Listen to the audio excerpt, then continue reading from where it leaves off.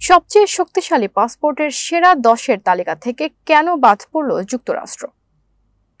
হেলি পাসপোর্ট সূচক অনুযায়ী এক দশক আগে যুক্তরাষ্ট্রের পাসপোর্টকে বিশ্বের সবচেয়ে শক্তিশালী হিসেবে গণ্য করা হতো।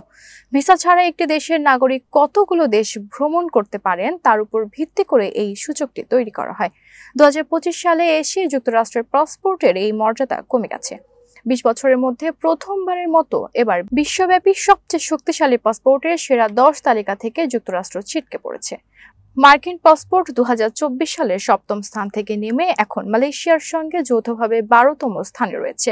এই পাসপোর্টের মাধ্যমে ভিসা ছাড়াই 180টি দেশ ভ্রমণ করা যাবে। এখন তালিকার শীর্ষে রয়েছে পূর্ব এশিয়ার 3টি দেশ, সিঙ্গাপুর, দক্ষিণ কোরিয়া ও জাপান।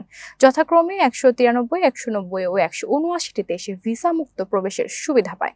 জার্মানি, লুক্সেমবার্গ ও ইতালি যৌথভাবে চতুর্থ স্থানে আছে। যুক্তরাষ্ট্রের এই দ্রুত পতনের পেছনে বেশ কয়েকটি কারণ রয়েছে। এর বেশিরভাগই ট্রাম্প প্রশাসনের কঠোর নতুন অভিবাসন নীতির সঙ্গে সম্পর্কিত।